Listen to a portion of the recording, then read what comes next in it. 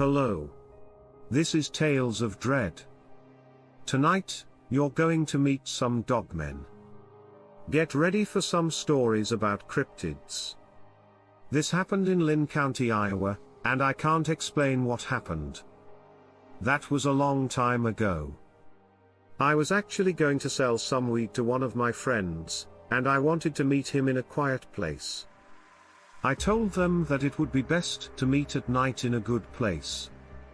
Near the Quaker Oats plant is Cedar Lake. We decided to meet in Mohawk Park after hours to make our deal because it would be dark and it's easier to hide when parks are closed. I parked along Bluff Road and walked into the park late at night, where I met my friend. We both wear dark clothes, so that we can blend in as much as possible. I think it did work. We didn't see any police officers walking around. So we decided to walk along the park's shoreline that goes out into the Cedar River. Keep in mind that there is thick brush and forest on both sides of the river and the shore. We sit down and make sure no one can see us. Then we make small talk and make our deal. I tell him that we shouldn't leave at the same time because that would look very strange. So I told him, why don't you go ahead of me and go back to your car? Then, about 10 minutes later, I would do the same thing and walk back to my car by myself. I thought this would be a lot safer if there was a police officer walking around. He wouldn't see two guys coming out of the park, because that would look strange. I would rather he only go out with one guy. I sat down in the sand and watched him go. The night was quiet, and there wasn't much going on around me. I'm just sitting there, giving him about 10 minutes to get ahead of me before I wanted to get up and leave. After about 5 minutes, I hear some sort of sniffing sounds that sound like they are coming from the brush right behind me. As soon as I turned my head, I saw these big red eyes staring at me. They looked like Dole apples, and I'll never forget that. This animal stepped out of the bushes and was at least 9 feet tall. It had to be worth a lot more than 500 pounds. I knew this was true because I'm 6 feet tall and weigh about 250 pounds. There was enough light from the moon that I could see too many details, which was a shame. I didn't want to see. It had long, pointed ears on top of its head that ended in little tufts of fur. Its muzzle was long, and its fur and muzzle were both mostly gray. It just kept looking at me and the dim light. I could see this thing's muscles moving and its chest getting bigger with each breath. This wasn't someone dressed up in a costume. I was sure I was looking at a real werewolf. Time felt like it had stopped and I was completely still. Even though I was only 15 feet from this animal, it didn't move. Instead, it just kept staring at me. Every part of my body was telling me to run away as fast as I could, but I couldn't bring myself to do it because I was afraid that this thing would run me down and eat me alive. I moved away from the animal slowly, back toward where I and my friend had come from. I never took my eyes off the animal. I made sure to walk slowly, and the eyes of this thing followed my every step. It was very planned out, like it was watching how I moved. I can't believe I didn't ship myself right away. I was so scared that I kept taking steps back, and when I was about 60 feet away, the animal turned around and ran back into the brush. I got scared right away because I thought it was going to come out of the brush and grab me. I turned around and ran as fast as I could out of there to get back to my car. I got out of the park and back to my car without seeing a police car, which is strange, but I think it worked out for the best. I have never really told anyone what happened to me that night. Not even my friend who bought the marijuana from me. I had terrible nightmares, couldn't sleep, and felt anxious, so it was hard for me for a long time. I honestly don't know if I even believed myself for a while that I had seen it after it happened. It's taken me a long time to accept it. I don't like to think about it even then. How can this be going on without most people knowing about it?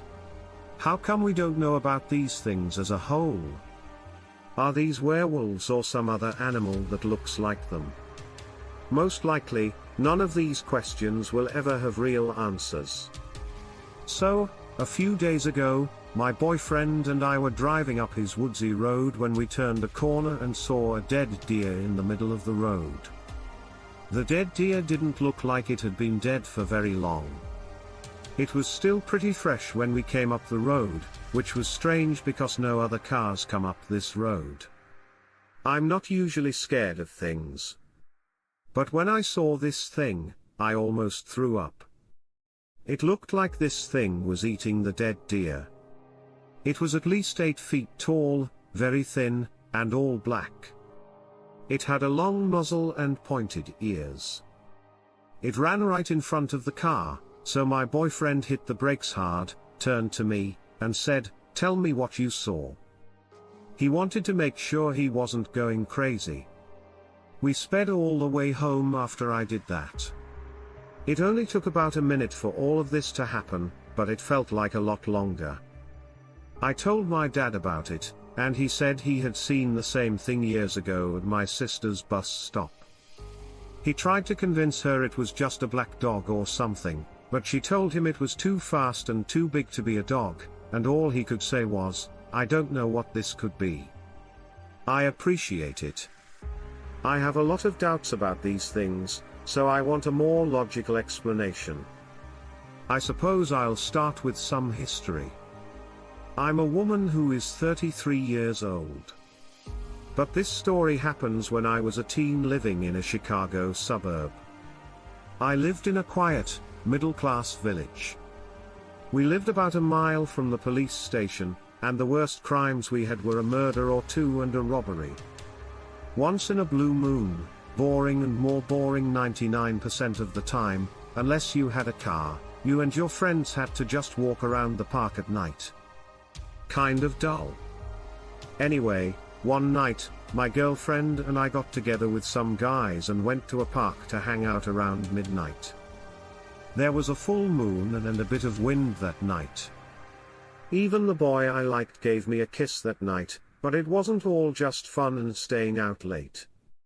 In the park, there is a deep forest with a stream and a playground right next to it. We went to the same playground with swings and a jungle gym. There are 2 bridges. One is made of wood, and everyone uses it. The other is made of rocks, and it's rarely used because it's further into the forest. Over the stream that divides the park into 2 parts. In a minute, I'll get to the rock bridge. We hung out on the swings and talked for the rest of the night. I'm just sitting here, looking around, talking, and enjoying the moonlight and peace and quiet. I can see the whole forest, including the dip in the ground that I know leads to the stream. I see a dark shape moving across the dip in the ground. It looked like it was crawling out of the forest on one arm. Then the second arm. Then I see a huge dog head that looks like a Doberman Pinscher's head pull itself out of the ditch/stream.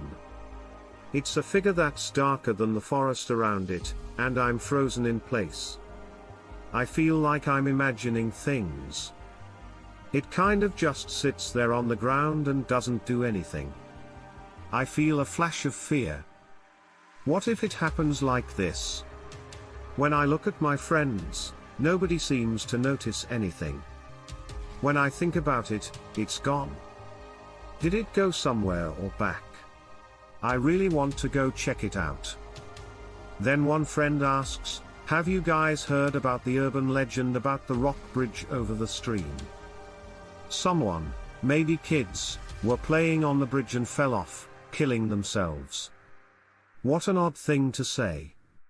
When I saw what I saw, I didn't say anything to anyone and just acted like I hadn't seen anything. But I still remember what happened. I never told anyone about it because I think it was all in my head. But that kind of thing only happens in scary movies, right? But after that, I didn't go to the park very often. And if you are real, black thing, I hope we never see each other again.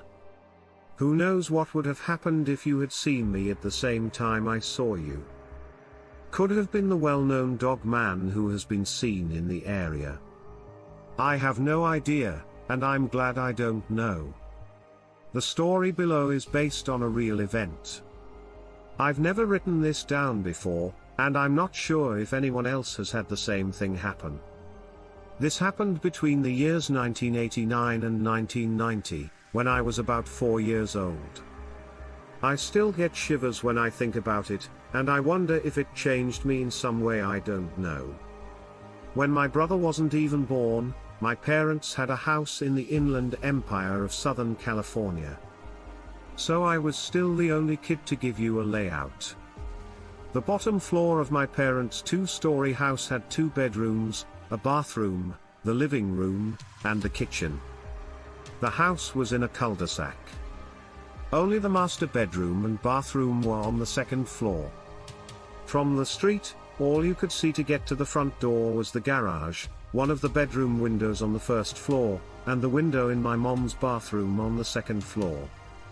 You had to walk along the cement path that ran along the side of the house, past the 1st bedroom you could see from the street, then the bathroom window, then another bedroom window, and then you were at the front door. Past that point was the backyard, and at the time, my bedroom was the one next to the front door. Now, my blinds didn't go all the way to the bottom of the window for some reason. There's a gap of about 6 inches that has nothing on it.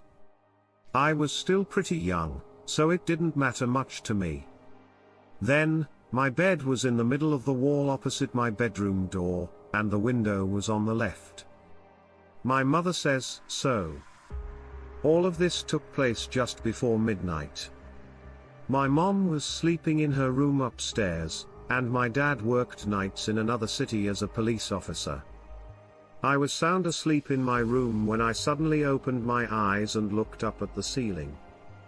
I'm not sure what woke me up or if I just woke up by myself. Once my eyes got used to the dim light of my bedroom at night, I got up and looked around. Suddenly, I noticed something at the window in the gap.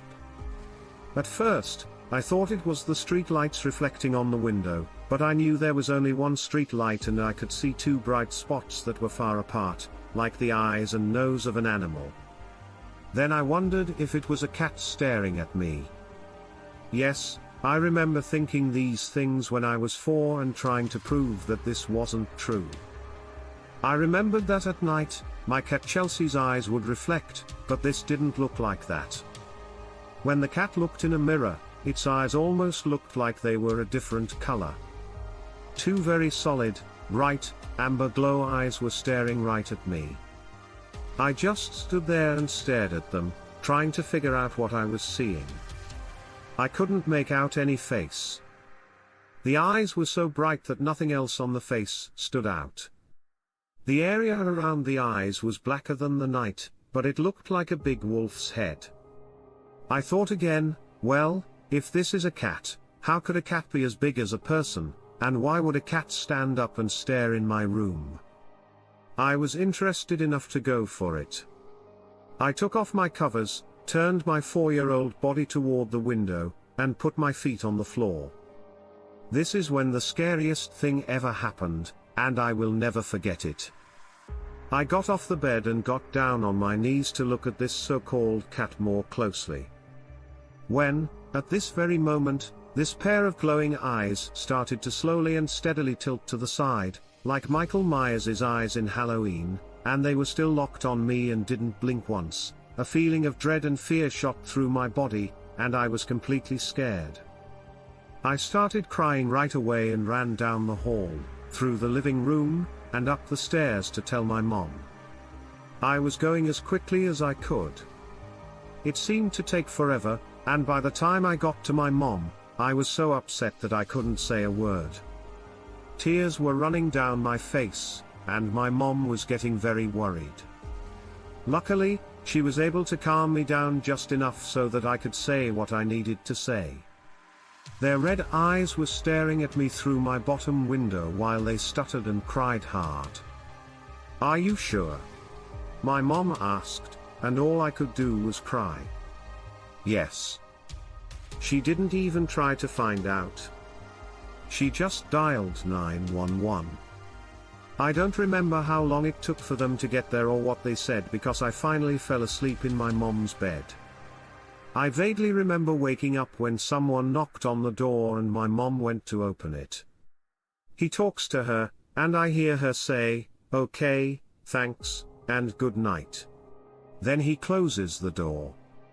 They didn't find it. "Mommy?" I asked, half asleep. "Honey, no." He said that no one could be found. My mom whispered to me, "It's okay, now try to go back to sleep." It's safe to say that my whole window was covered the next day. After a few years, when I was in middle school, I would sometimes think about that night. I wasn't sure if what was going on was real. Those eyes might be there if they were. Those amber-colored eyes that I will never forget. I asked my mom if she remembered that night because I had a random thought about it one day. She says yes, but I don't know why. Just wondering. Then my mother goes on to say, "I never told you this, but when the deputy came out that night, he told me that they made it a priority to get to our house as soon as they could because not long before I called 911, someone else had called to say that a big dog was looking in their window, and hearing that in the same neighborhood gave me chills." I still don't know who was staring at me that night. Now, this story isn't scary, but it is creepy. My friend's dad grew up in the woods near Eureka Springs, Arkansas, with his family. My friend's uncle was the oldest of 3 kids. Even though he was only about 91 days old, he was allowed to explore the woods on his own. He found a small cottage in the woods. When he knocked on the door, 2 older women opened it for him. He asked for water right away because he had been out exploring for hours. The women invited him in, gave him milk and cookies, and sat down with him so he could pet their white cat while they talked. They talked for a while, and then, since it was getting dark and he was far from home, they invited him to stay for dinner and the night. His parents were used to him spending nights in the woods and not coming home. So he didn't ask any questions and agreed. He stayed the night without any problems and went home the next morning. He went back many more times over the next year, and one day they told him to bring his parents and brothers the next time he came. So, the whole family took a long trip to the cottage the next week. When they got there, though, they found the ruins of a small cottage that looked like it hadn't been used in years. Everyone was very confused because they all thought that my friend's uncle had seen the woman many times. They had no idea what had happened or who my friend's uncle had been visiting. What made things even creepier was that everyone heard the low growling and saw moving black figures in the woods while listening to them growl, which made things even scarier.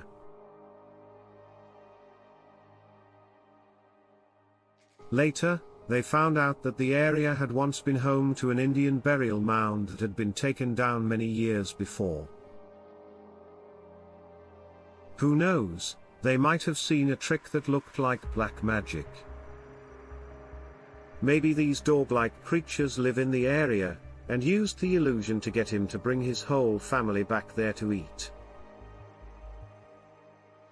They didn't attack, though, and I still don't know what happened or what the area is now. All I know is that there always seems to be a hint of evil in the area, whether it has to do with Indian burial mounds or black magic, and this was it. Okay. So, I'm not sure how to start this story, but it happened about an hour ago and I'm still creeped out. So, as a little background, my friend and I are home alone and have been for a few hours. Every time he comes over, we go to the woods near my house, and it's usually just harmless fun like throwing rocks and breaking trees. But something different happened this time. We're home alone, as I said, and have been for a while. When this happened, it was clear that we were home alone. We went outside to go to the woods. The way there was fine, but when we got there, something didn't seem right. Everything was dark, a lot of trees had been cut down, and the place didn't look like I remembered it. We kept going in and having our usual harmless fun, and at one point my friend turned to me and said we should go back. I looked at my phone and saw that it had only been 30 minutes. I thought that we might as well stay longer since no one would want us to be home for a few hours. We kept looking and found some strange things, like an old crushed Mountain Dew can that was probably 10 to 20 years old and a toy boat that had been completely destroyed by the wind, water, and other natural forces and was probably even older than the can.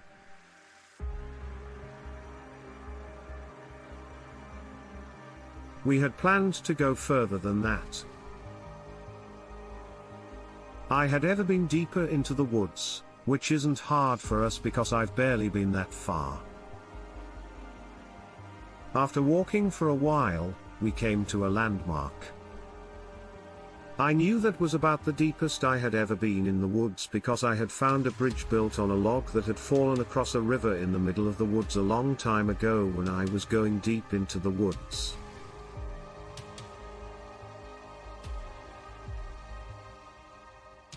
One thing was different, though.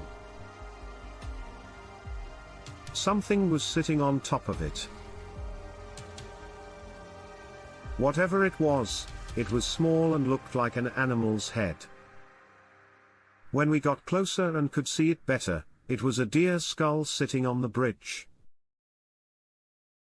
It was dirty and white, but we didn't know who put it there or where the rest of it was. Behind the river, there was a big hill with a creepy small house on it.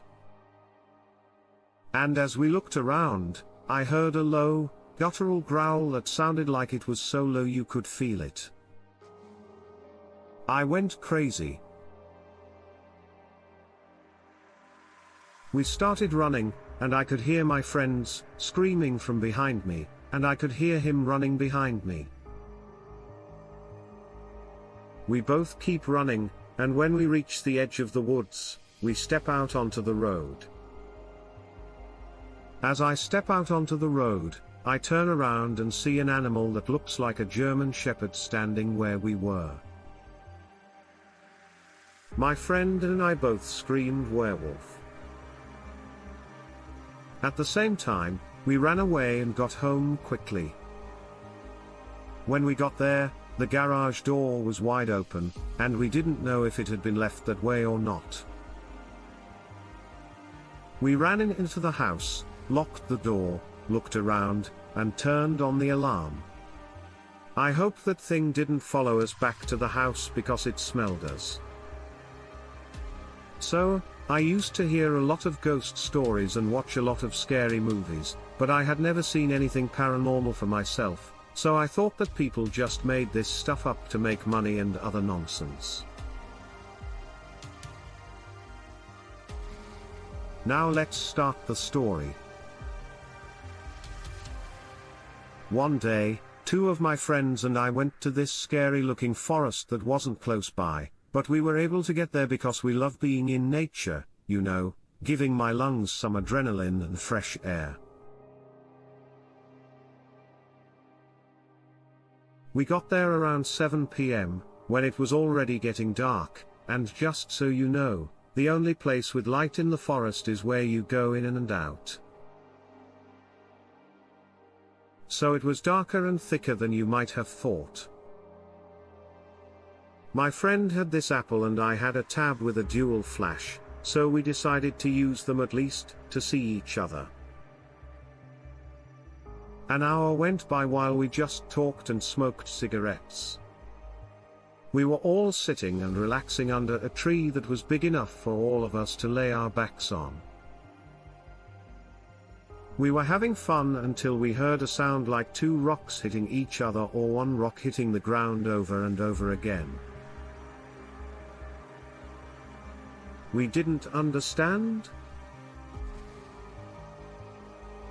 I told my friends that it must be a cat trying to climb a tree because the weak branches were falling off and it sounded like a rock thing. But it didn't stop for about 3 or 4 minutes. Now, after a few minutes, it stopped for a while, and we still thought it was an animal making the sounds. After a few moments of silence, we started talking about how windy, cold, and staticky the forest was. Then, my friend's head was hit by a rock, which makes me wonder how a rock got up there on a tree. In just a few seconds, a big branch of the tree fell on my lap, and scared me to death.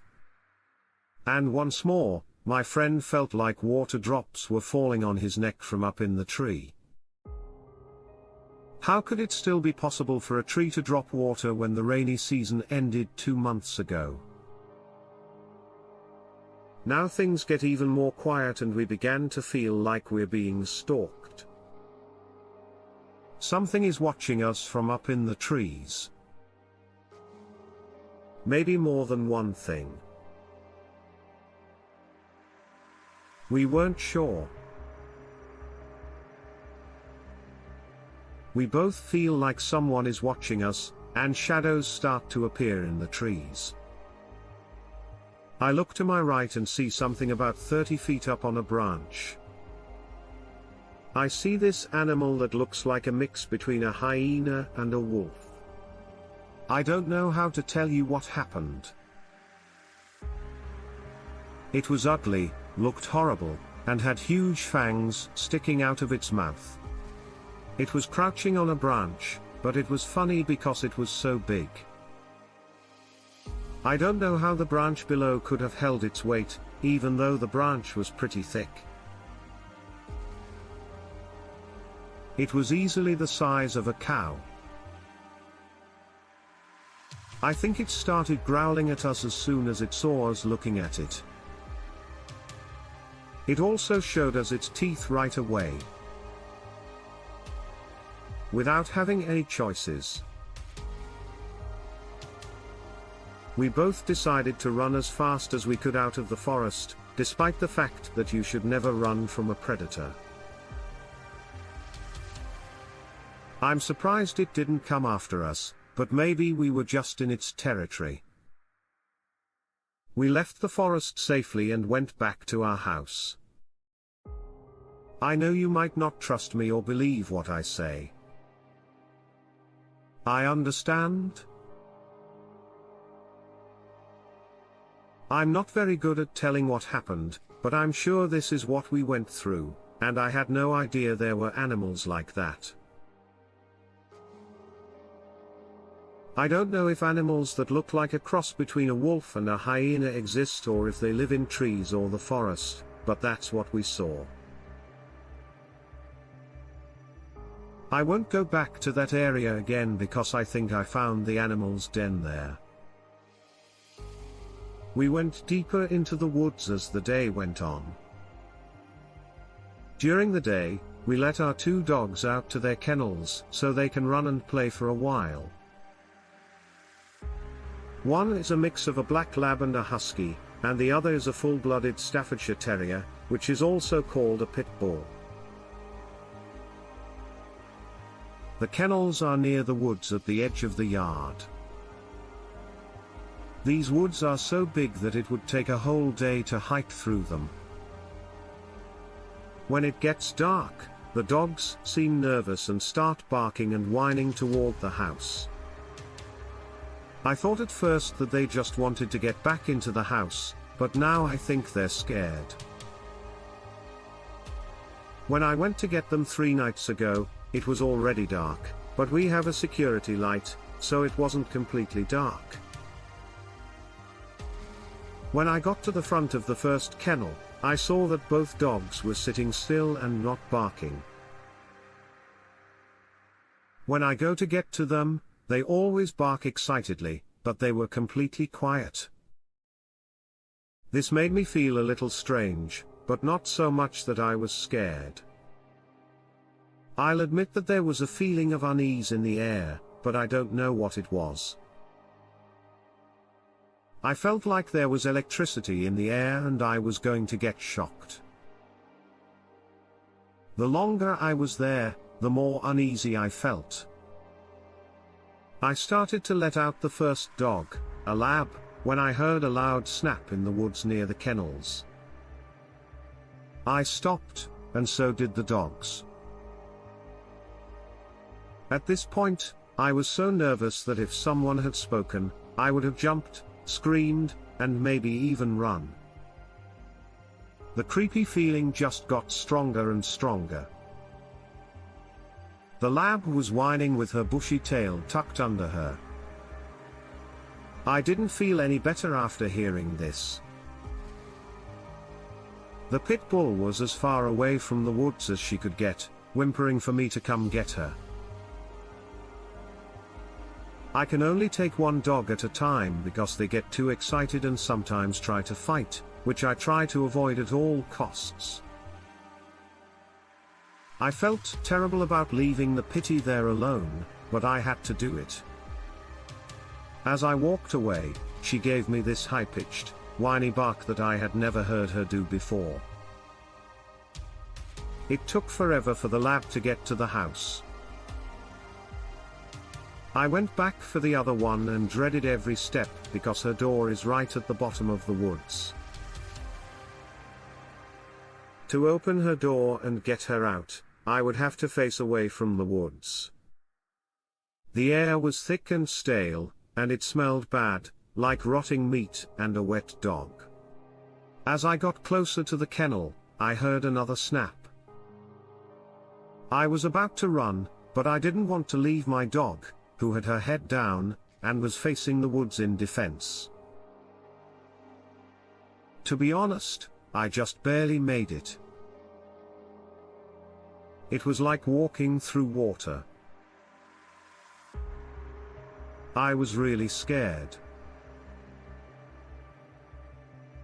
By the time I got to the door, I could hear my dog heavily panting behind me. Even though she was scared, she started to growl at whatever was behind me. I couldn't move at all. After a minute, the panting got louder, and I could hear steps coming toward us. We both ran away at the same time. A terrifying scream came from the bottom of the woods, and I didn't dare turn around. I just ran. Sadness drove me all the way back home. I got in, turned off all the lights, and looked at the woods through the window. I could see something moving slightly, but it was just out of the light. For about 5 minutes, it moved back and forth and then went away. Whatever it was as dark as night. It was so dark that even in the darkness, it stood out as something darker than the darkness. I was so scared that at night that every little sound scared me. It took me a long time to fall asleep. The next night, I went to get the dogs earlier. I thought everything was fine until I started feeling sorry for myself again. A loud sound like a tree branch being snapped in half was heard. I thought it was a long way away, so I quickly grabbed my dog and ran toward the house. I was just a few steps from the kennel when I heard something big start running toward me from the woods. It seemed like it was walking. We ran again, and it seemed to follow us for a while, but then it went away. Now, every night I hear sounds like branches breaking, leaves falling, brush being stepped on and crushed, heavy panting, low growling, and sometimes a howl coming from the woods. I am completely scared. I no longer even take my dogs down. I just take them for walks during the day and make sure we're all home before it gets dark. I have no idea what to do. I might buy a gun, but I'm not sure if it will help. Do any of you know what I might be up against, and if you do, can you suggest some good weapons to deal with it? About 2 months ago, this happened while my friend and I were driving home from a concert. It was very late. I think my friend was in the passenger seat, and I was driving around 11 p.m. or later. We were on our way to another friend's house, where we were going to spend the night and go to sleep, since he and I lived a few towns away and had traveled over 100 miles to see this concert.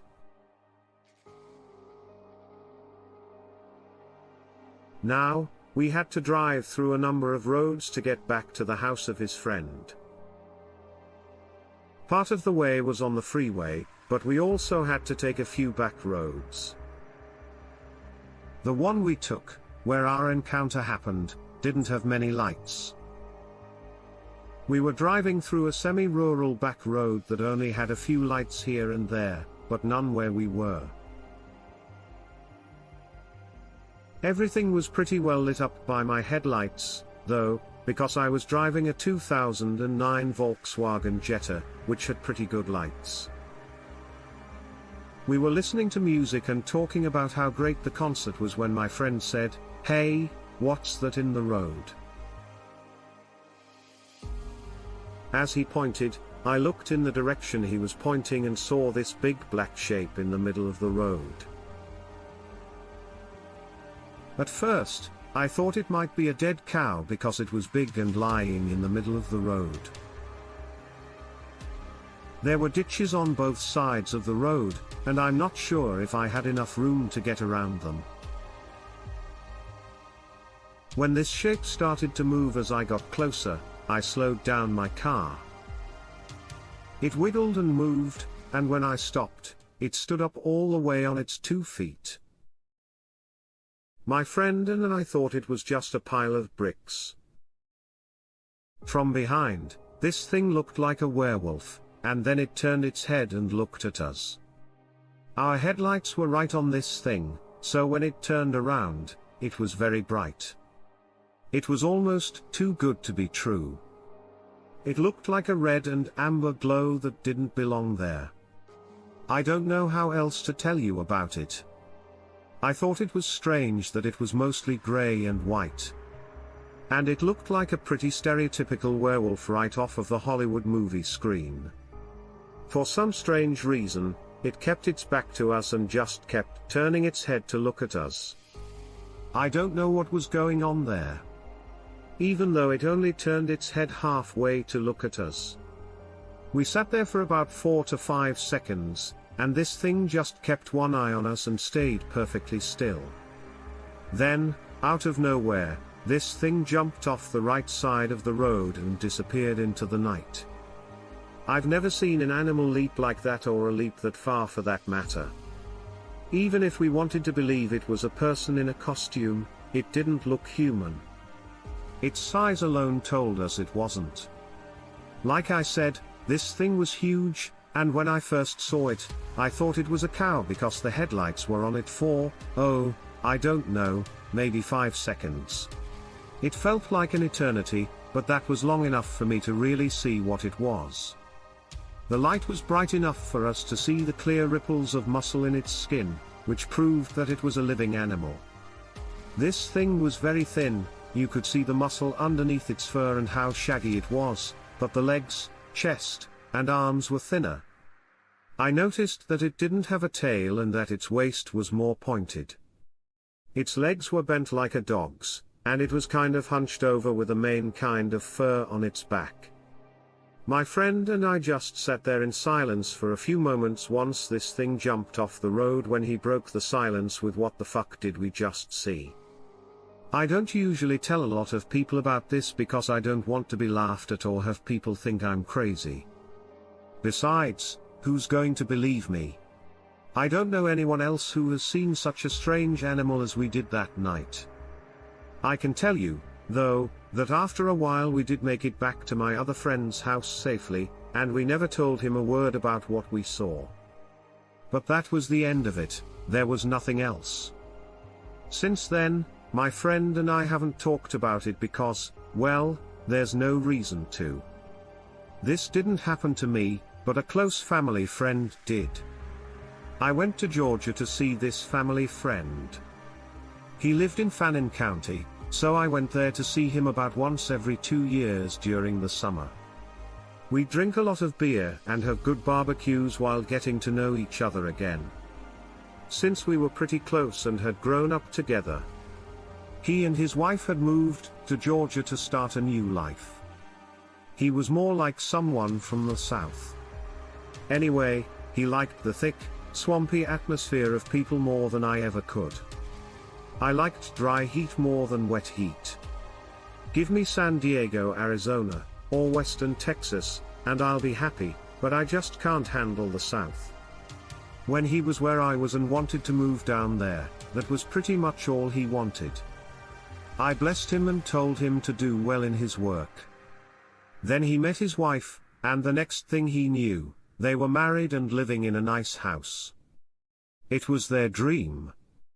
But things weren't what they seemed to be.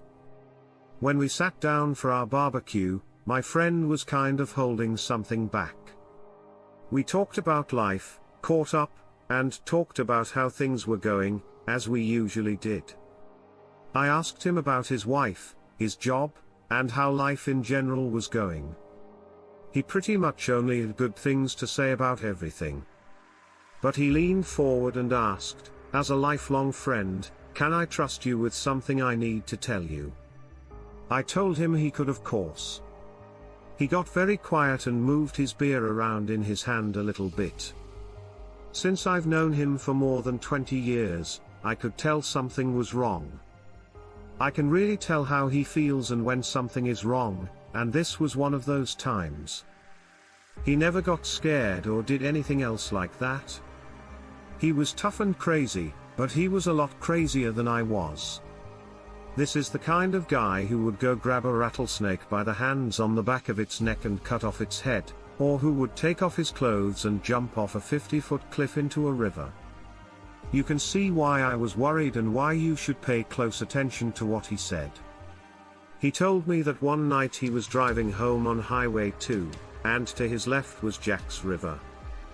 He said it was pretty dark, and his headlights came on as he came around a sharp turn in the road. On the road, there was a very big deer. This deer was a doe, and he was surprised at how big it was for a doe. However, when it saw his lights, it ran quickly to the right. He said he didn't know why this doe was just standing in the middle of the road, but it looked like it was scared by something.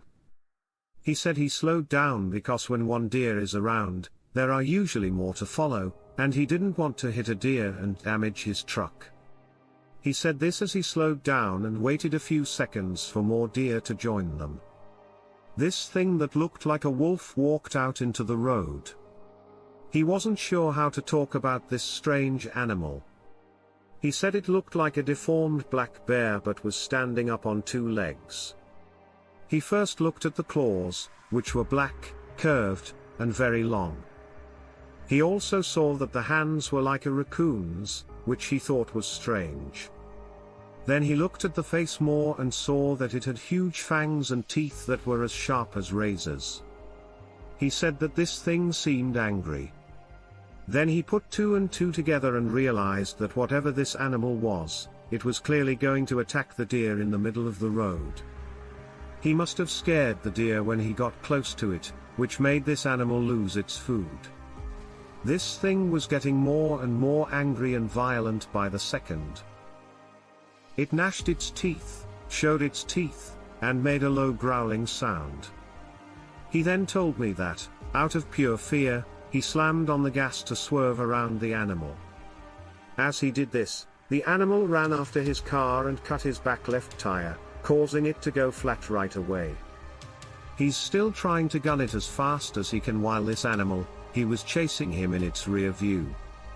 He said the weird thing was even though it attacked his tire and blew out his back left tire, this thing was very easily able to keep up with his truck. It's like it wasn't even trying. He said it wasn't even like it was breaking a sweat, it was just playing with him, toying with him, and eventually after some minutes it disappeared into the brush and the darkness. He said when he pulled up to the house, his tire was in such bad shape, he was freaking the hell out. He couldn't tell his wife what happened, of course, because he didn't know or think she could handle the real truth.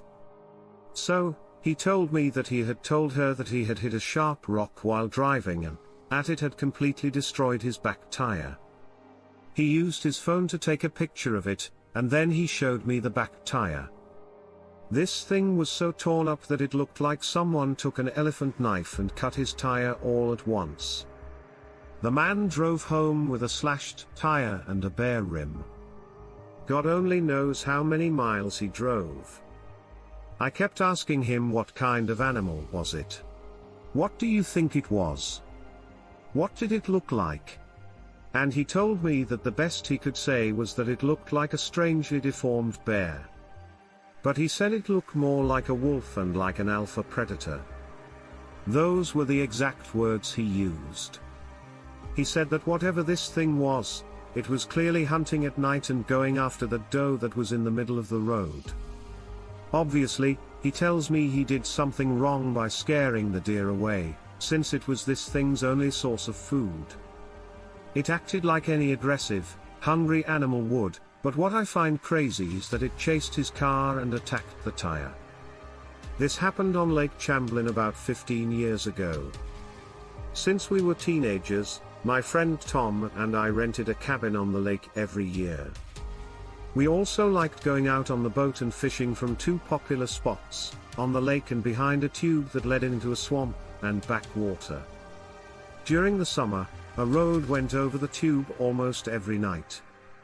There were a lot of people there to fish for catfish. My friend had to leave quickly because something came up with her family. So I was going to be alone for a few days, and he was coming back up that night. I decided to go fishing at the tube. A breeze from the lake made for a nice summer night.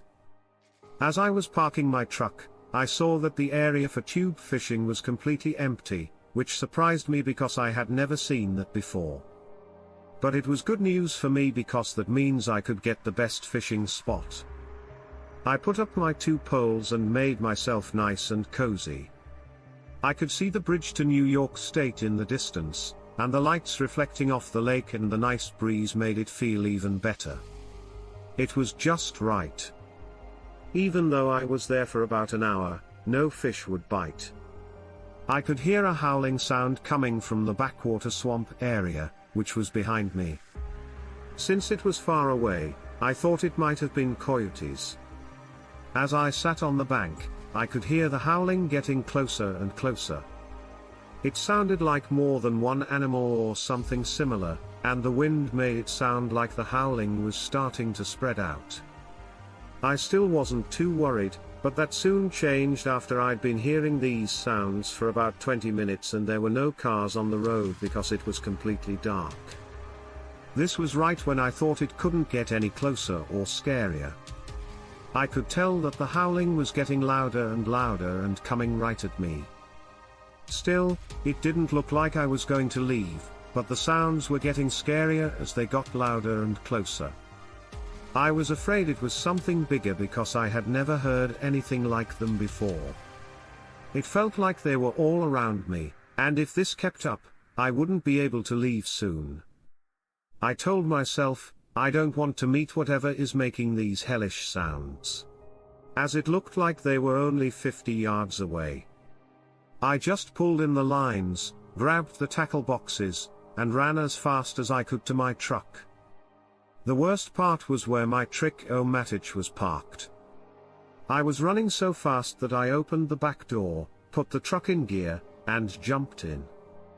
I took off and made a sharp turn to the right, away from the cabins and back toward them. I was so scared to drive past the cabins and over the bridge to New York. After driving for 20 minutes, I stopped at a rest area and stayed there for about an hour until I could drive back to the cabins. I didn't sleep at all that night, and I have no idea what I heard. But I'm glad I'll never have to go there alone again. When I was in my early 20s, I had finally saved up enough money to rent a place with a few close friends. I had just started a great job that promised to give me a lot of raises and help the company grow. Since I had just started working for this company, I wasn't making a lot of money. But I made enough money to get into this nice place I could never have afforded before.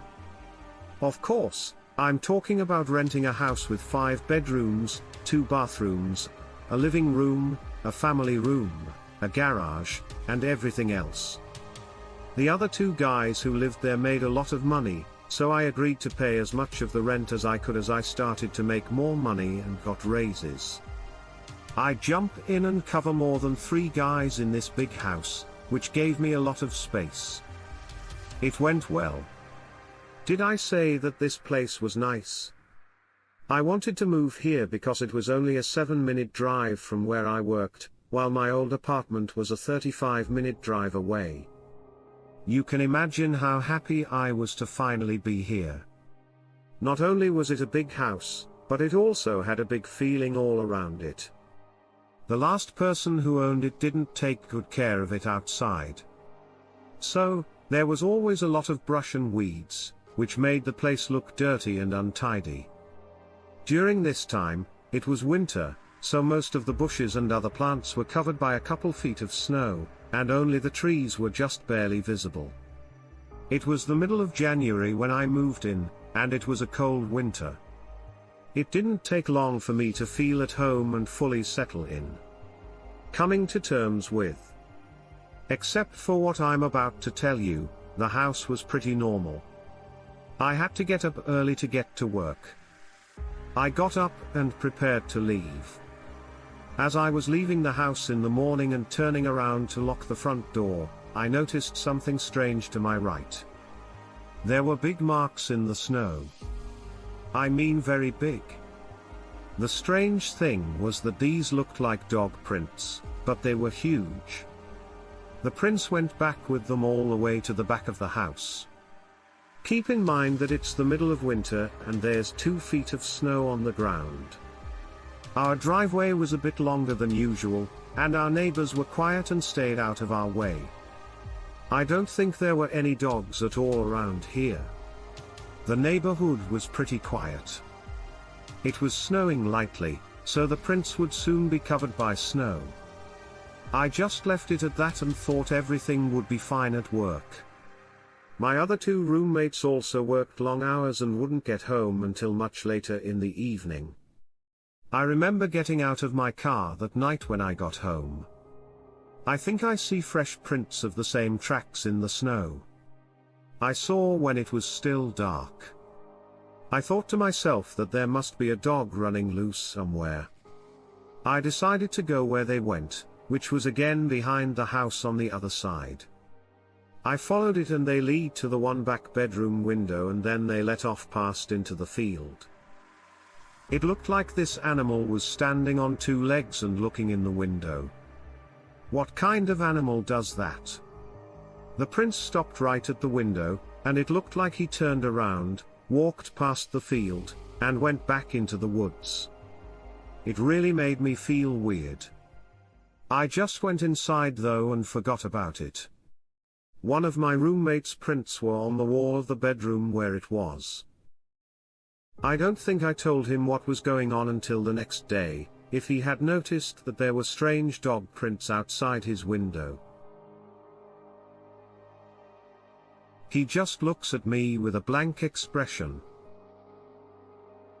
He takes a moment, and then he tells me that he saw a big dog look into his window the other night. It looked to him like a black German shepherd, he said. He said that it was big and growling at him. I didn't believe what he said, but he didn't say anything else about it. I thought he was crazy for saying that, and my other roommate didn't know anything about it.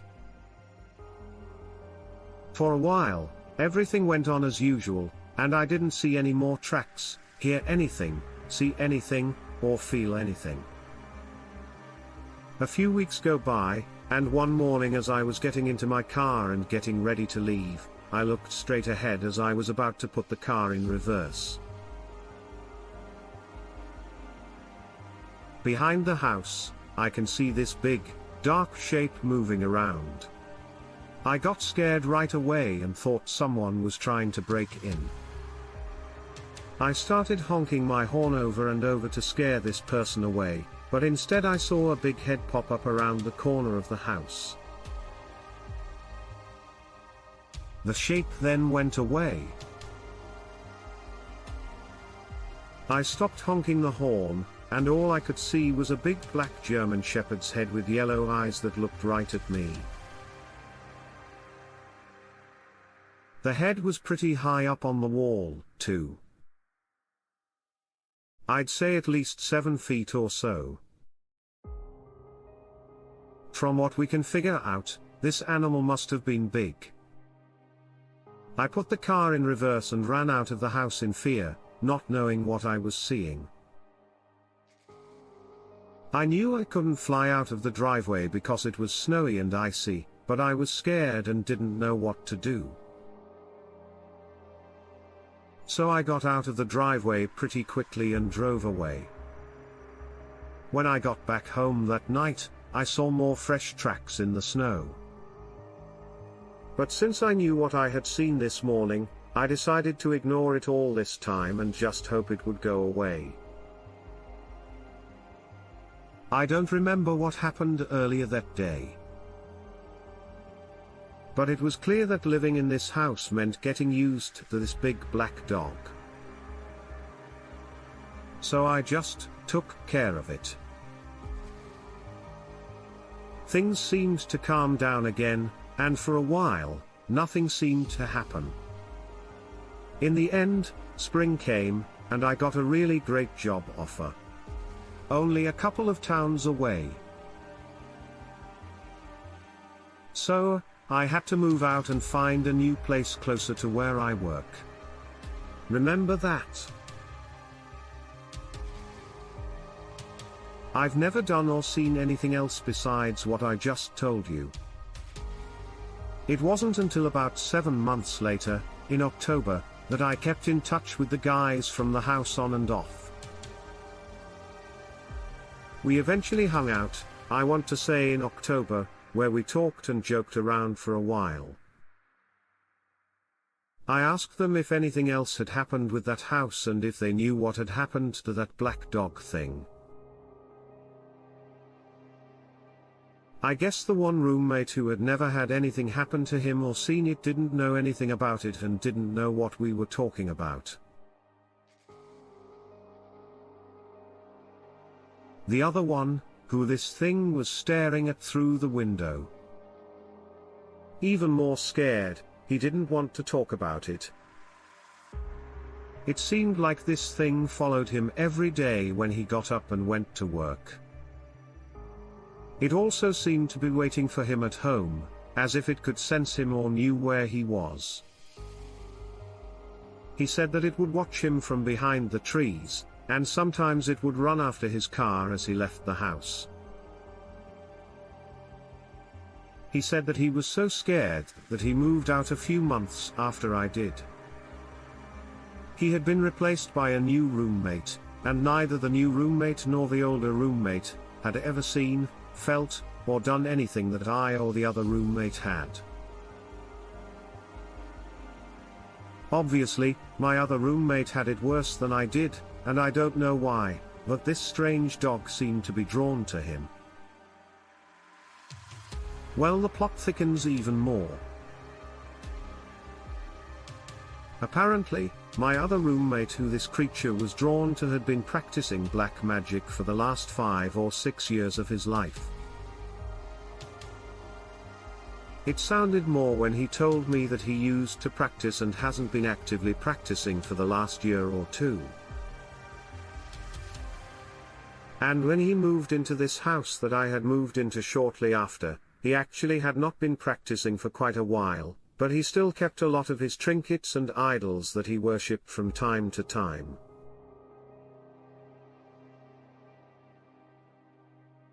I don't know anything about spirituality, nor do I claim to, but I think it's freaky that his dark past seems to have drawn in this animal of some sorts. It was 1985 and I was living outside of Grand Rapids, Michigan at the time.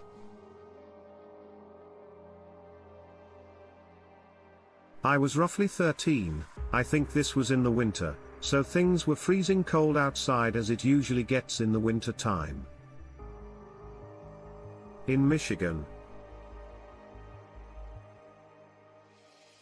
The house we owned at the time had only one bedroom upstairs, since it was a single-story home, but had a large downstairs basement area with a bedroom. Being a teenager, you bet your sweet ass I took that bedroom. It was roughly early in the AM. When I awoke to the sound of my dog growling lowly at something. This never happens ever. So, even though at first I didn't think anything of it, I stirred after this went on for a few moments. Maybe somebody was in my room. I turned my head to look at my dog to see what she was growling at, and she was growling at the window which was just outside of my room. Remember that. Because this is a basement area. There are no windows really, except for the one main window outside my room which is higher up on the wall. Like most basements do, I believe they're called ceiling windows, where my head was out of my pillow, my face was just out of sight of the window. But if I sat up I could clearly see out the window as I sat up and saw my dog facing the window. I could see what looked to be somebody and an elaborate werewolf costume staring into my window, except something was wrong. It looked far more real than a costume ever could. It had its mouth open like it was panting. I remember seeing drool glistening in the light, and drooping out of its mouth. I saw its tongue and the intensity of its eyes, the way it stared at me and my dog. I must have stared at this thing for a few minutes. I was locked in a trance, and the days that I feel like I could not break out of, it's like it had a hold on me. I was so terrified, but I couldn't move a muscle. I don't know how else to describe it. It was horrifying. I could see far more details than I ever wanted to, because the outside porch light was on in the back, giving light to the much darkened area outside of the window. The detail that haunted me was how large this thing's head was.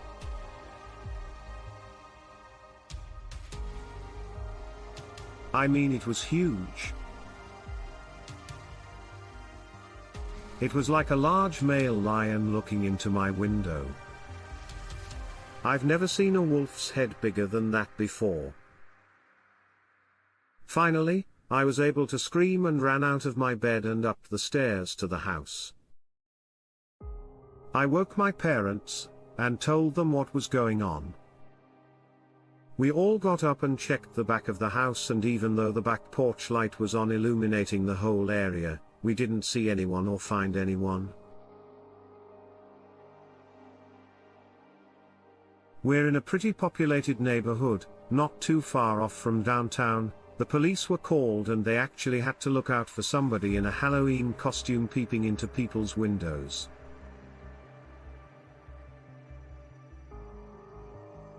It didn't look like a costume to me though. Maybe at first glance it was what I saw that night, just looked so realistic.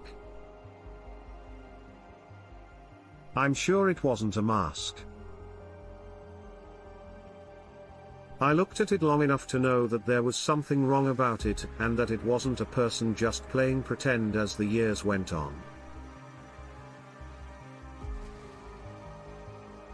I began hearing about this whole Dogman phenomenon, and how Michigan seems to be the mecca for Dogman and that sort of thing. That just spooked me even more, even though there wasn't any snow on the ground at all. It might have just been later on in the fall, but who would be outside early in the morning when it's freezing outside, staring into people's windows for no reason?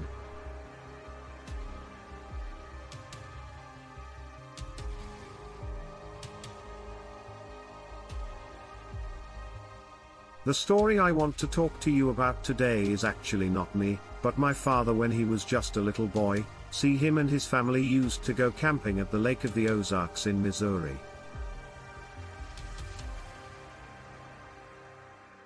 His family would go there for fishing all weekend, since it's a pretty hot recreational spot, as well as occasional camping and barbecuing and all that other stuff. My father tells me it was a pretty regular occurrence of him and his family going there, and he has a lot of fond memories growing up there. He tells me that's the lake that his father taught him how to fish. And when he was older, as a teenager, his dad first taught him about girls. He told me since he had gone there so much growing up that he never really experienced anything out of the ordinary, but there was a few times in which he would describe this tall, white-looking dog watching him.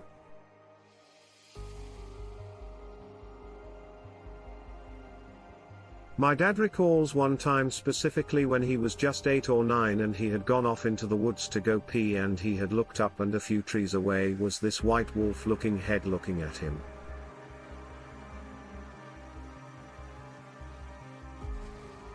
My father said, he froze right where he was, but this thing just kept staring at him from behind the tree.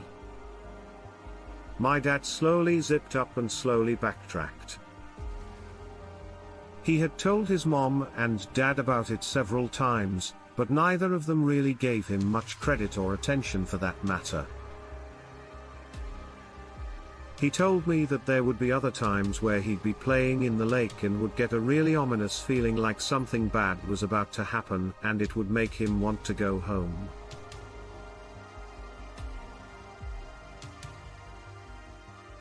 There would be times he'd be sitting there not wanting to do anything because of just this overwhelming sensation that something really awful was going to happen.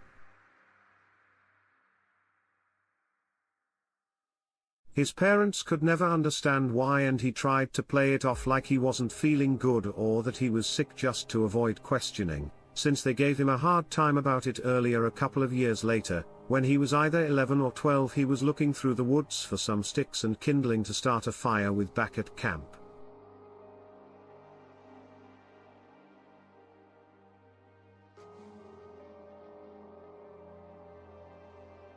When everything around him suddenly got dead quiet, he began feeling nervous and acting strange, and he wanted to get out of there quickly, so he dropped a small pile of wood that he had in fear that something would happen and ran back to the camp telling his dad that he wasn't able to find anything. He says a lot of the times things only really happen when he wanders off into the woods, whether it be wanting to explore, hike, use the bathroom, etc.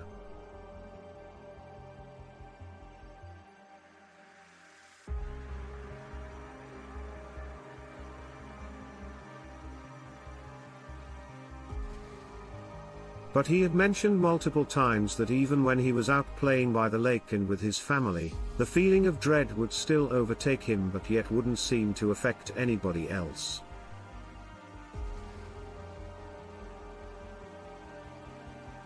And his parents never seemed to sense anything.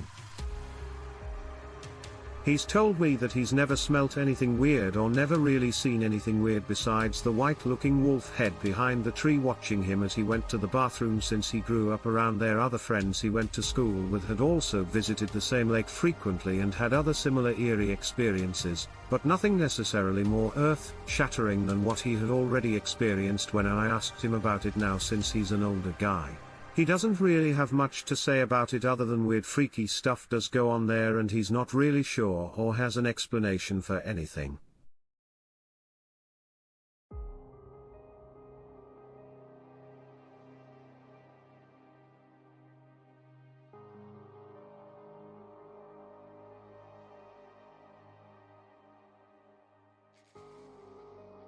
He ended up going to college in a different state, and never really returned home to Missouri. So he hasn't really been back since to that specific lake. But he says that he's sure that stuff still goes on as things had gone on and off the whole time. He had grown up there. The last thing he shared with me about his experiences is that he thought this was really strange and it disturbed him. Him and his family went camping with the neighbors next door. The neighbors also had a dog, a Labrador. Well, during this camping trip, he believes it was a weekend camping trip since they stayed the night several days. And the only times they ever stayed the night for several days was on the weekends. So this family at night had let their dog out to go to the bathroom. They trusted their dog to come back, and she usually always did. But one night she wandered off into the woods to go use the bathroom and she never came back. The neighbors in my family thought that was weird since they were the neighbors. We were pretty familiar with their Labrador. After about 30 minutes we decided to go out looking, even though it was dusk and dark, but we couldn't get really far since we didn't really have flashlights at the time.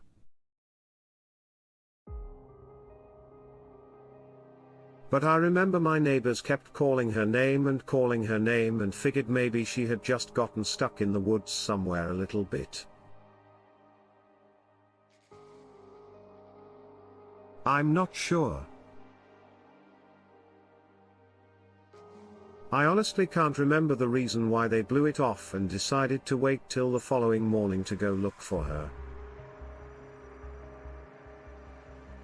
If it was my dog, I would be out there searching in the dark no matter what, but apparently our neighbors weren't too terribly bothered by the fact that their dog wasn't quite responding to its name, and it had been well past 30 minutes at this point.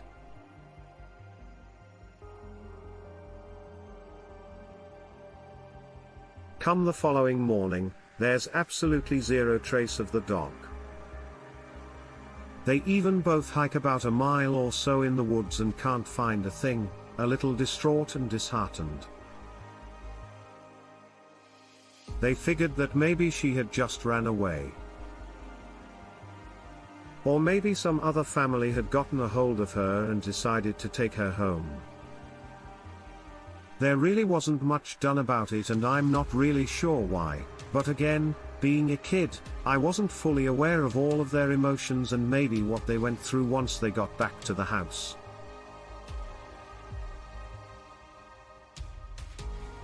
But I do find it weird that not only did the dog disappear, but that they weren't even bothered by it.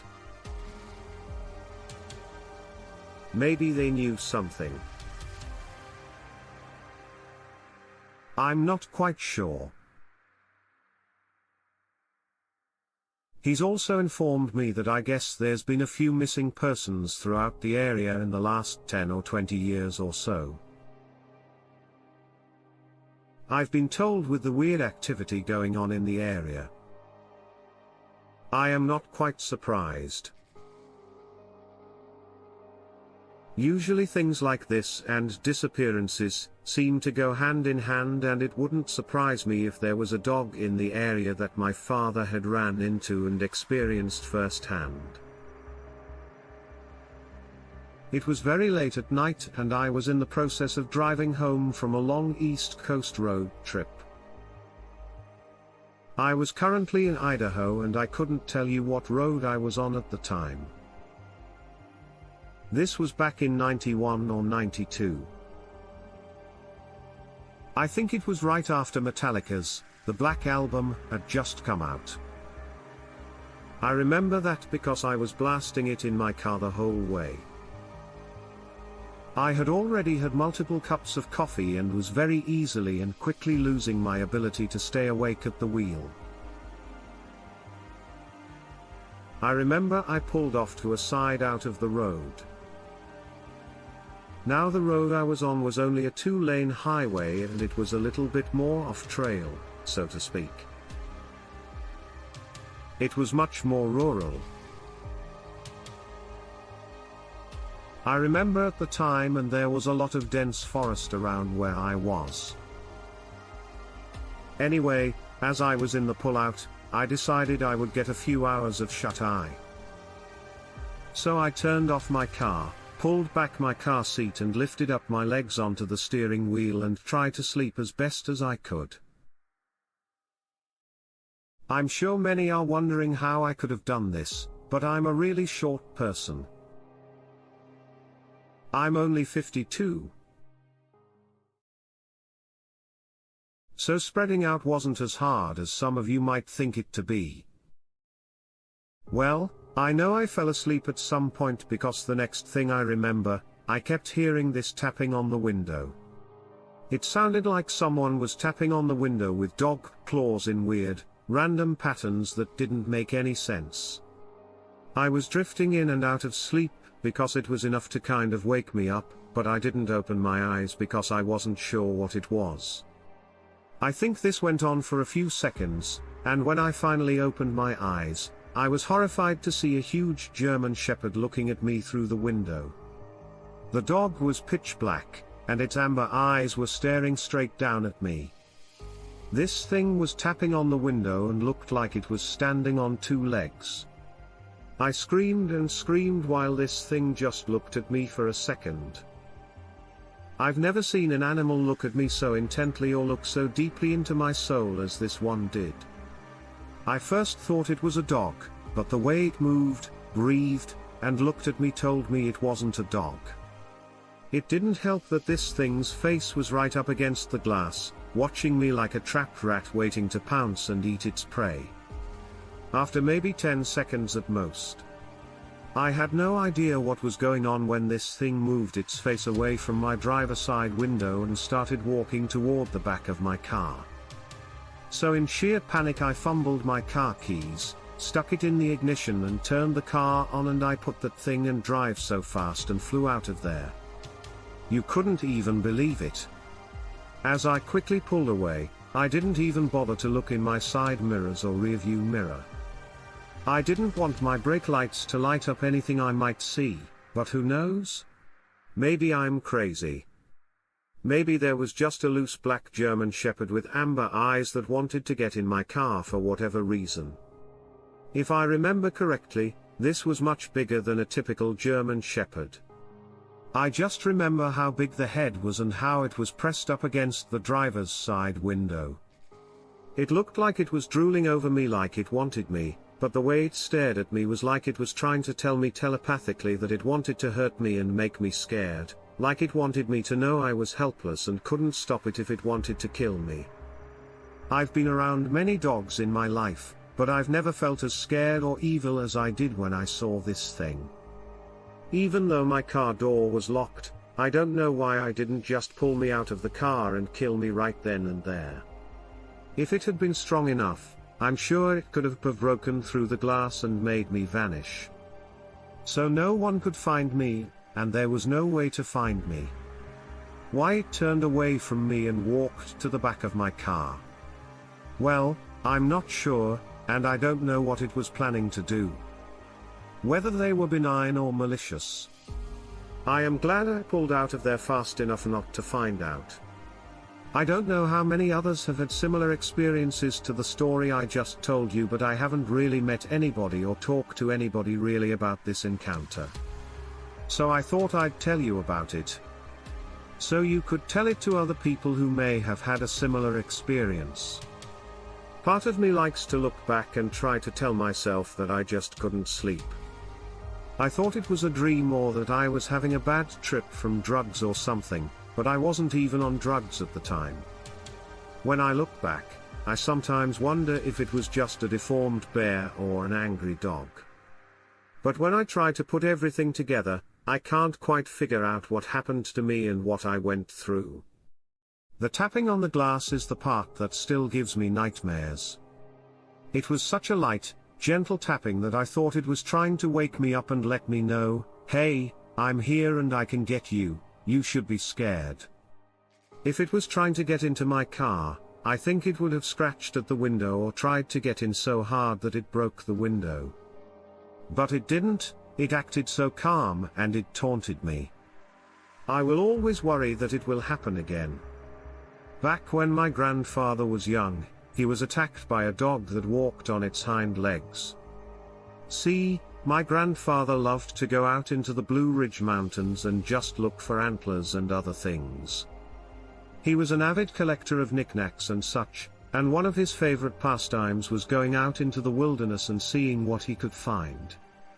This man had almost everything you can think of, from arrowheads made of obsidian to bear skulls that were still whole. It seems like this man couldn't miss anything. He always went everywhere. He would squeeze into small spaces. He would go down into caves to look for things. He would climb to the tops of trees to get things. Even the man thought he was crazy, but his adventures told so many stories and he had found so many cool things. He has also had some strange things happen with animals that he can't fully explain. He tells me that he's pretty sure he's seen Bigfoot a couple of times, and the most scary time for me was when he said he was being chased by a strange upright dog. He said he was at a small stream filling up his water bottle when he heard rustling noises about 10 to 20 feet to his right. When he looked, a really shaggy upright dog came out from behind a tree. My grandpappy told me that he was scared right away and went to get his weapon. He said that the animal already seemed aggressive and was looking at him closely, especially his hand, which was moving towards his weapon. He told me he wasn't sure if he was in the animal's territory or why it was acting so aggressively, but he didn't want to take any chances. He has come close to moose and other large, dangerous animals more than once. When he was younger, he went to get his weapon and this thing came charging at him. My grandfather dropped his water bottle and ran away. He said that he could tell right away that it wasn't a full-on charge and that it was a bluff charge because it wasn't moving nearly as fast as it could. However, it was fast enough to scare my grandfather away from the area, which is what it was supposed to do. Even though it scared him a lot, he always reassured me when he told me the story that he had probably just wandered into an unknown animal's territory and gone too far into. He says that this animal was about as tall as he was and had long, skinny legs. Even though this happened 30, 40 years ago, he is still careful about where he goes in the Blue Ridge Mountains. Okay, I'm going to tell this story in the hopes that someone else will have a similar one and I'll be able to put this one out in the open. I was going from the west coast to the south coast of Florida on Highway 10. I was pulling a trailer with all of my stuff and 3 dogs in it. I was with my 6 kids. I was in a big SUV.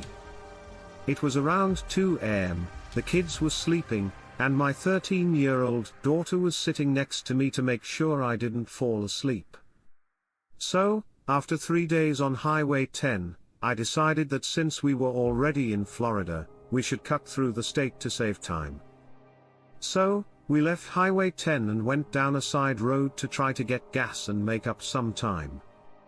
We found the first small gas station along Route 27. It was shut down. I was nervous because we needed gas. So we kept going. I told my daughter to keep an eye out for deer crossing the 2-lane, empty highway because hitting one could kill us all and flip the car over because we were pulling a trailer. We were going about 45 miles per hour. I remember this so clearly like it was yesterday. We had our brights on because the road was dark and winding. There were a few houses on that highway, but not many. As we turned a corner, the headlights showed a lot of fresh blood on the road. I didn't think what I was seeing was real. How did all of this blood get here? And there was this 6 or 7 foot tall thing on the side of the road. If I had to guess how tall it was, I'd say it was about the same height as a dead deer it was eating. Even when my headlights hit it, it didn't look up. Instead, it used its arms to eat the deer like a person. Its body was very strong, and its ears and nose were pointed and long. If you ever saw a werewolf, this was it.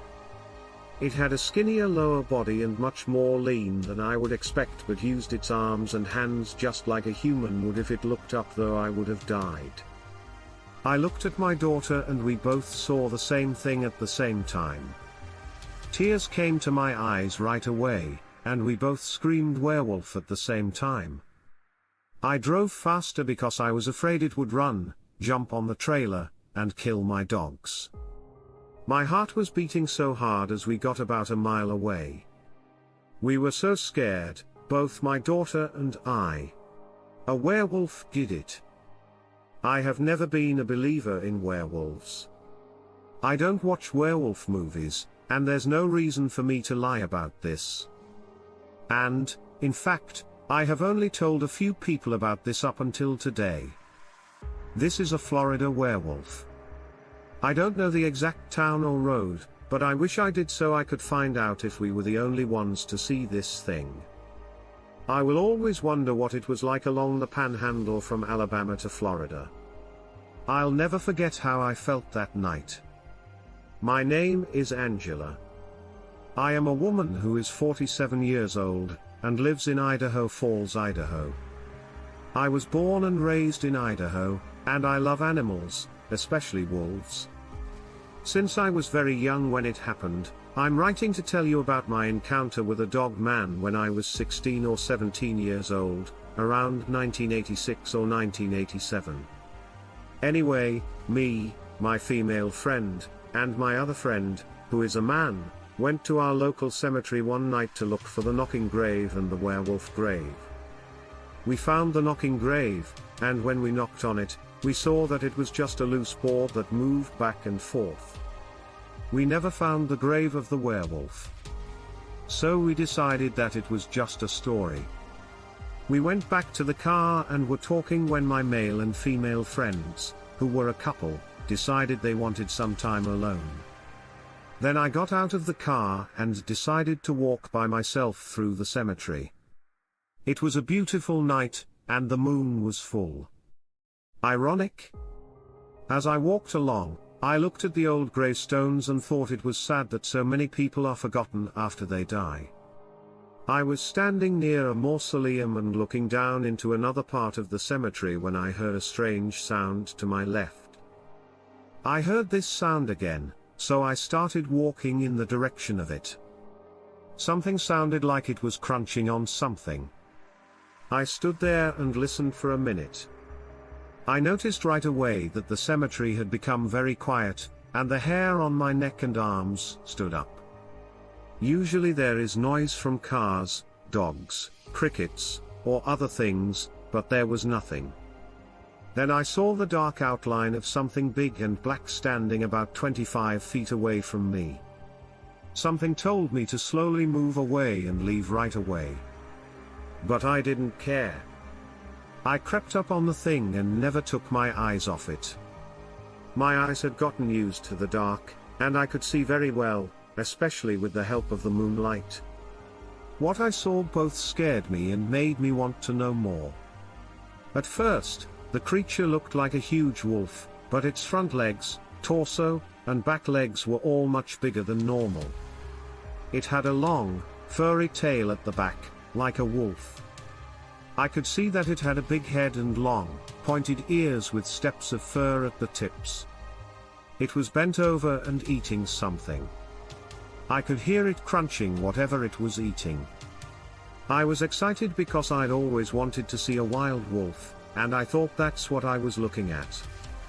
I thought that maybe a wolf had gotten out of the zoo, which was right next to the cemetery, and caught something there.